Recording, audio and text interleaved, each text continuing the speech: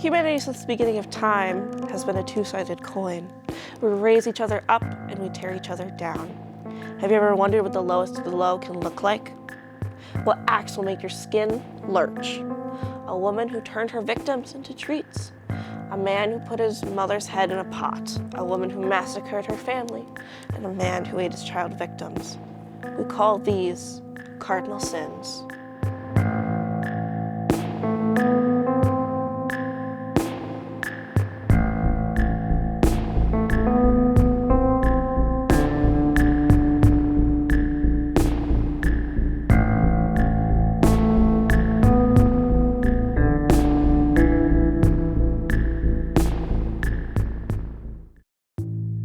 Hello, and welcome to Cardinal Sins, the weekly deep dive into the despicable.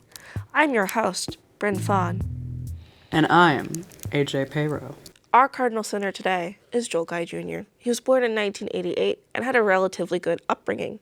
He was given what he wanted, things were paid for, lived a happy life. He even graduated from a college called Louisiana School for the Math, Science, and Arts in 2006, but he never got a job. He also never made an effort to.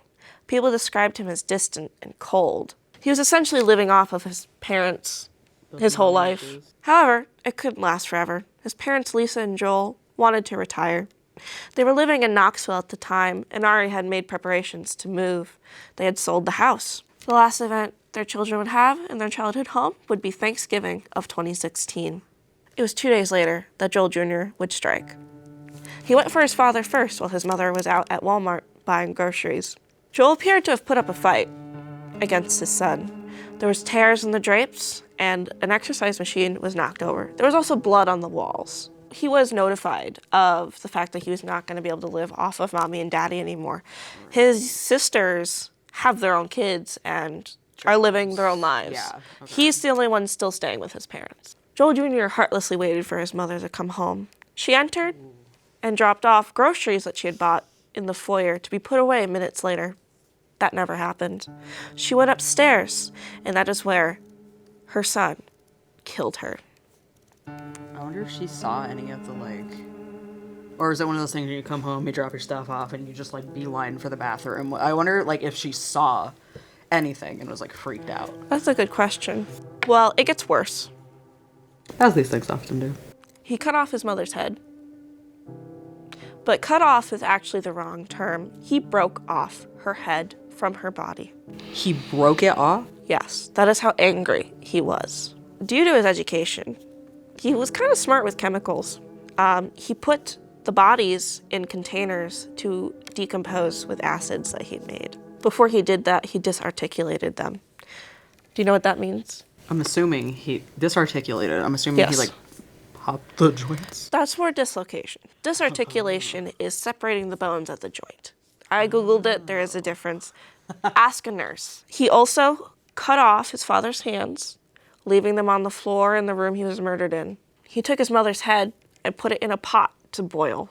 However, Joel Jr. was injured in the fight with his dad because his dad was surprised. Joel Jr. knew he would not be able to fight his dad head on.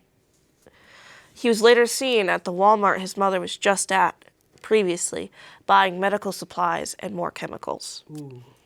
People were worried. The house was listed for sale, but there was no sign on the front lawn.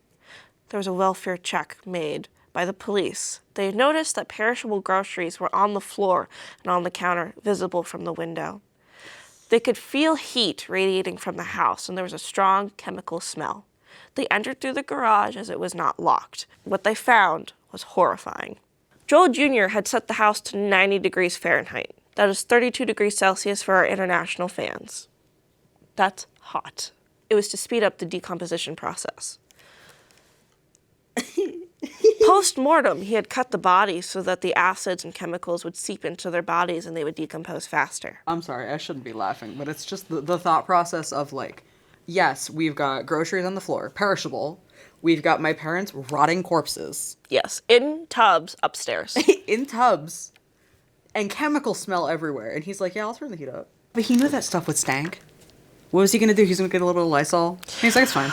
There's body cam footage. It is very disturbing.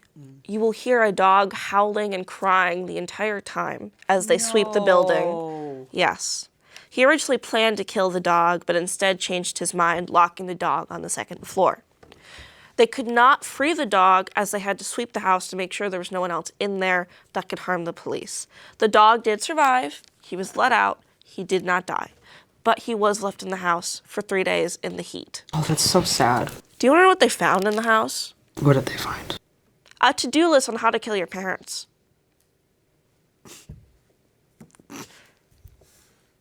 Joel Jr. had written on a notepad what to do in excruciating detail and then left it in the house.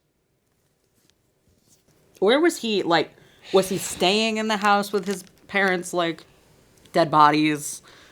No. He just, like, left? He left. He did go to a doctor over the injuries he received a little bit later, not the same day. This dude wanted to get caught. Like, it's that thing where, and he's not a serial killer that we're aware of, but it's that thing where killers, like, they almost want to get recognized. Because you don't do that. Well, unless you're stupid. You don't do that and not, like, go, oh, yeah, they're gonna get me. I do have written down some of the things he wrote. Let's hear it. Do you want to do the honors? Now, for all you listeners, this is a to-do list, according to Joel Guy Jr., on how to kill your parents. Get knives. They're quiet. And make sure you get multiple. Get a sledgehammer to crush the bones. Bring a blender and a food grinder to grind the meat. Get bleach to denature the proteins of your dead parents. It doesn't matter where they're killed. Just get rid of the bloody spots to prevent evidence/time of death. Don't kill them on mattresses or couches. Get rid of the bodies inside the house. Their DNA is already there. Make sure your father isn't alive to claim insurance money. You want all 500,000 of it.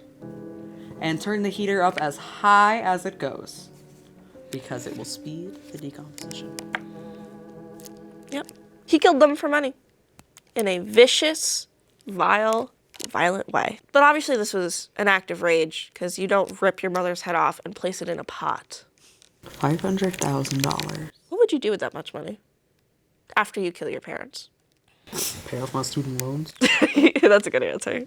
Joel Jr. was arrested 3 days later on the 29th of November, 2016. He pled not guilty to the murders, but, if found guilty by a jury, requested the death penalty. He said, I am not going to survive in prison. Yeah, he looks like a neckbeard. Oh, girl, you know he was on 4chan. Oh, probably. Do you think he was a brony? Do not slander My Little Pony like that. Anyway. You never know. The trial took place over 4 days. Joel Jr. was found guilty and convicted of 2 counts of felony degree murder and 2 counts of corpse abuse. He was sentenced to life in prison, where he resides today. Thank you so much for joining us this week with Cardinal Sins. Remember, read the full in-depth article at cardinalpointsonline.com. Stay safe out there, and I'll see you next time.